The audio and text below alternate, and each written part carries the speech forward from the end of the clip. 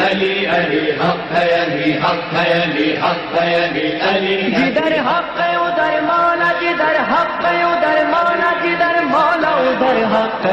ایک دین کے اوپر ظاہر میں عمل کرنا ہوتا ہے، ایک دین کا روح کی گہرائی تک پہنچ جانا ہوتا ہے۔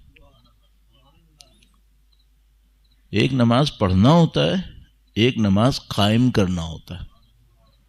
ایک جگہ بھی خدا متعال نے ہم سے یہ نہیں کہا نماز پڑھو، نہیں کہا، ہر جگہ کہا نماز قائم کرو۔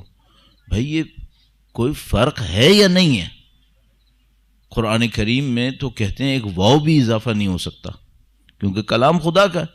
بھئی کسی ادیب کا ہوتا، کسی مفکر کا ہوتا، کسی سائنسدان کا ہوتا تو 2 الفاظ 4 الفاظ ایکسٹرا ہونا، غلط ہونا کوئی بعید بات نہیں تھی، لیکن کلام خدا متعال کا ہے۔ اس کلام کے اندر اگر ایک الف، جس کو ہم لوگ فنی زبان میں حمزہ واصل کہتے ہیں، ایک الف بھی اضافہ ہوتا، یہ بھی نقص خدا پہ کہ بھئی اگر وہ حکیم کامل ہے تو اس نے یہ اضافہ کیوں دیا؟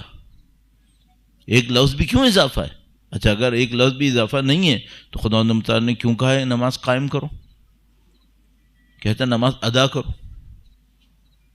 تو خود بخود سمجھ میں آتا ہے کہ بھئی چلو آپ کہیں گے وہ پڑھنا تو عربی میں اس طرح سے ہوتا نہیں ہے، پڑھنا تو کتاب سے ہوتا ہے، تو کہہ دیتا نماز بجا لاؤ، اس کا کوئی عربی لفظ آ جاتا، نماز ادا کر دو۔ کیوں فرمایا قائم کرو؟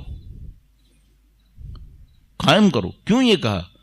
اچھا ایک اور عجیب بات بھی ہے، وہ یہ کہ اگر کہیں خدا متعال نے کہا نا صلو، یا تو وہ دوسرے معنی میں کہا ہے، جیسے کہ وہ مشہور و معروف آیت کریمہ جو ہم اور آپ ہمیشہ دہراتے رہتے ہیں، یا ایھا الذین آمنوا صلوا علیہ وسلموا تسلیما، اللہم صل علی محمد آل محمد وعجل، اس معنی میں صلوات کہا۔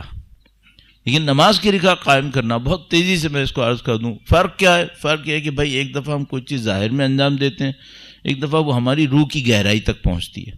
مثلا نماز پڑھنا، بجا لانا، انجام دینا، نماز قائم کرنا، کہاں پہ فرق بنے گا؟ یہاں پہ فرق بنے گا کہ نماز پڑھنے میں تو 10 منٹ لگتے ہیں صرف۔ آپ نے ابھی مغرب عشاء کی نماز جماعت سے بھی پڑھی ہوگی نا، میرا نہیں خیال 20-25 منٹ سے زیادہ لگے ہوں گے، نہیں لگے ہوں گے۔ تو یہ 25 منٹ تھے وہ اقامہ صلاۃ جس کے لیے خدا نے 60 مرتبہ سے زیادہ قرآن کریم میں لکھا تھا، یہ وہ اقامہ صلاۃ تھا۔ اور یہ وہ مومنوں کی نشانی ہے کہ جب وہ حکومت پر آتے ہیں تو نماز قائم کرتے ہیں، یہ وہ 25 منٹ تھی۔ تو ہم فوراً سمجھ میں آتی ہے نہیں، معاملہ اس سے زیادہ گہرا ہے۔ معاملہ کیا گہرا ہے؟ جو نماز تھی وہ کچھ سکھا رہی تھی، وہ نماز کے بعد سیکھے ہوئے نظر آئے تو تم نے نماز قائم کی ہے، اور اگر وہ سیکھے ہوئے باہر نظر نہیں آ رہے، اس کا مطلب ہے نماز پڑھ کے آئے ہو، بجا لائے ہو، قائم نہیں کر رہے۔ ایک مثال عرض کر دوں، درود بھیجے گا محمد و آل محمد، صلی علی محمد آل محمد وعجل فرجهم۔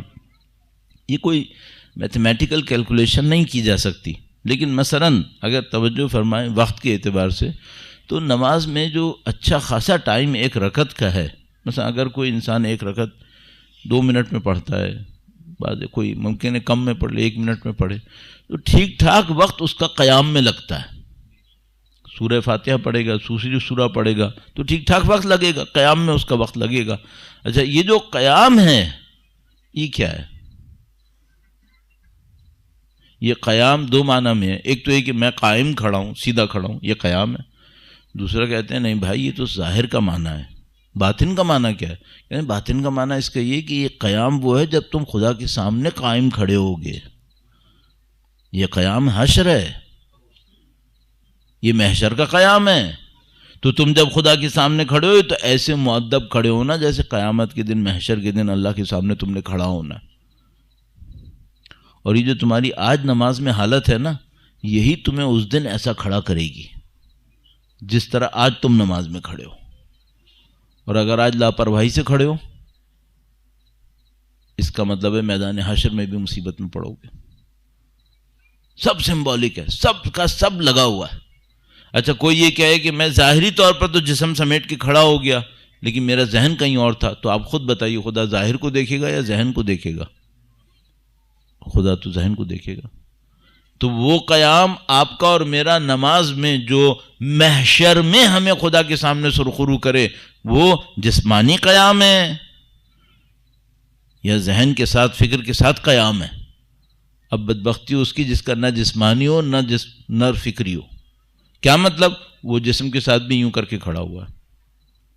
بھائی تم طے ہوا تھا کہ تم نماز پڑھنے آئے تھے، نہ تمہیں اپنے ہاتھوں کا پتہ ہے، نہ تمہیں اپنے پاؤں کا پتہ ہے، نہ تمہیں اپنے دماغ کا پتہ ہے، یہ تم نماز پڑھ رہے ہو. یہ اللہ کے فرشتے ہم سے کہتے ہیں اس انداز میں، یہ تم کیا کر رہے ہو؟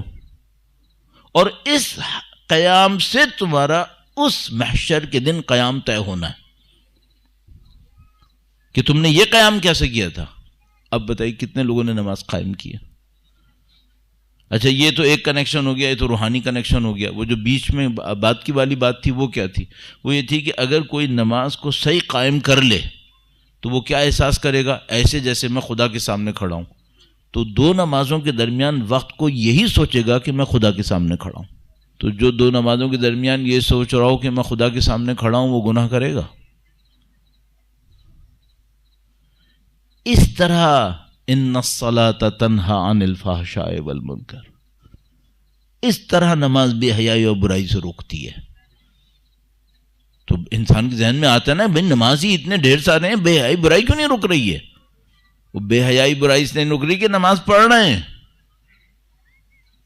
نماز قائم نہیں کر رہے، اقامہ کریں. اب یہ تو میں نے آپ کی خدمت میں قیام عرض کیا تھا. اب رکوع سوچ لیجئے.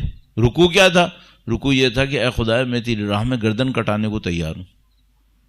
اگر کوئی یہ سوچے گا تو اس کو اس عادت ملے گی نا.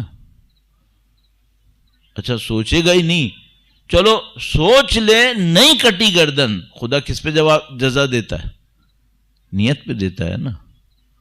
نہیں کٹی گردن، نیت تو اس کی یہی تھی نا کہ میں خدا کی راہ میں گردن کٹوا دوں گا. نہیں، خدا تو نیت پہ دے دے گا، لیکن اگر کسی کی نیت بھی یہ نہ ٹھہری،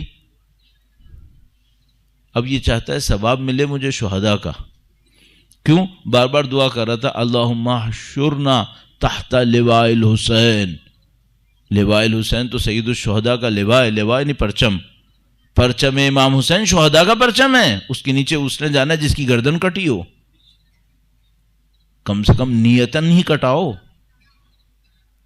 اور یہ بھی آپ کی خدمت میں عرض کر دوں، بہت سارے لوگوں کو خداوند تعالیٰ محشر میں کٹی ہوئی گردنوں والوں کے ساتھ کھڑا کرے گا جبکہ ان کی گردن نہیں کٹی ہوگی کسی اور وجہ سے. بہت ساری چیزیں ایسی ہونی چاہیے اس دنیا کے اندر جس کے نتیجے میں خدا کٹی ہوئی گردن کا ثواب دے دے گا. پہلے نیت تو ہو، کم از کم اقامہ تو کرے. تو یہ جو ہمارے دین کا معاملہ ہے، ایک ظاہر ہے ایک باطن ہے. یہ سمجھ لیجیے یہ ساتھ لگا ہوا ہے. یہ دین کے ہر پہلو کے اندر ہمارے ساتھ ہے. جدھر حق ہے ادھر مولا، جدھر حق ہے ادھر مولا، جدھر مولا ادھر حق.